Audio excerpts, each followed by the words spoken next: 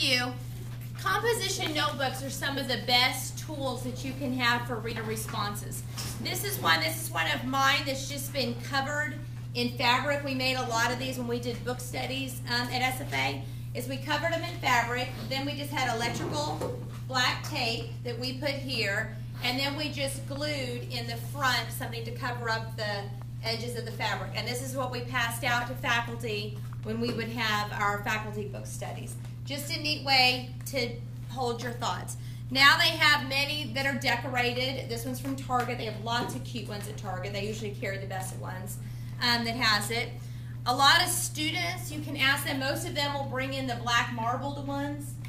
Ask them to bring in stickers and allow them to decorate. Some like to put pictures on it. You want this response book to be something personal to the student, and to make it personal, allow them to decorate. Prior to you ever doing Grand Conversation, you are going to talk about ways that readers respond to text. And you might make anchor charts. Are you familiar with anchor charts? No. Okay, that'll be another lesson. Anchor charts are where you show examples and you have them up in the class. This is one right here where it was taught to make questions about the text, connections to the text, and what you know about the text.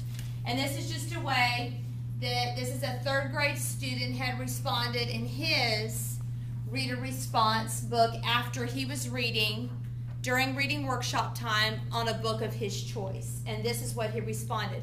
This is where you have reading with accountability. You always want students to respond. You're not always wanting them to do a worksheet, but you want some method that they are checking in every single day and they're writing something about what they've read about. Here's another example. This is just, it's just a thinking map.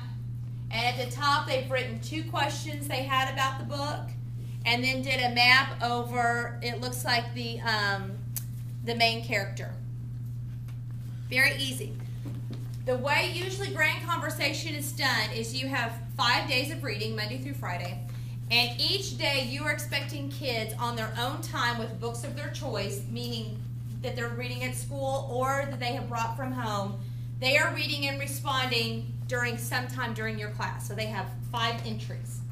Well, technically you'll have 4, Monday through Thursday. On Friday, they know that they need to flag one of the entries from that week. And that is what they are sharing in class in Grand Conversation. So if the student was sharing the web, he would say, I'm reading the book Edward's Eyes, and I chose to do a character map over the main character. First, I wrote 2 questions, and he would read those. And then he says, and then I did a character map about Edward, and this is what I wrote. And he would state all the stuff that he wrote on his character map. And that's what he would share. The next person might say, I did a T-chart comparing and contrasting, this would be on a different grade level, but Clifford the Big Red Dog and my dog. That's a T-chart. Someone else might just say, I wrote a summary about the book. Someone else might say, I wrote down 3 facts about the book. This is your differentiation. You're going to have some students that all they can do is verbatim write certain things from the book. And you teach them whatever you write, if it's coming from the text, you need to have a page number. That way, if you want to refer back to it, you can. If it's your own thoughts, then that's perfectly fine. That's not a problem. The purpose is to share and to allow readers to see that reading looks a lot of different ways. Sometimes we may be in a basal with a worksheet because maybe that's what's required. Sometimes we're going to be in literature circles with a common book, and we're going to go very deeply and look across aspects of literary elements in a book. Well, that may not be the purpose of what I'm reading for pleasure. For pleasure, I may just be reading to see how does it affect me, how does it move me, how does it help me. And that's okay too. We read widely and for many different purposes. And as many ways that you can connect that with your children, the better that they'll be. In kindergarten, a lot of times it might just be bring your favorite book to the rug and share your favorite picture.